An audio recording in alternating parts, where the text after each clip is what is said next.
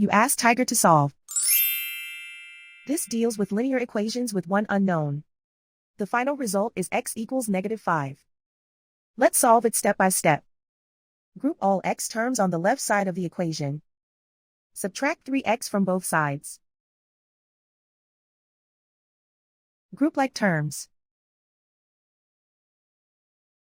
Simplify the arithmetic.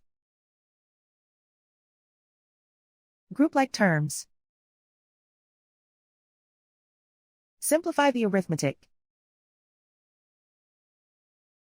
Group all constants on the right side of the equation. Add 4 to both sides. Simplify the arithmetic.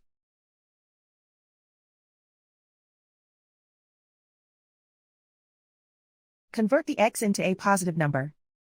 Multiply both sides by -1.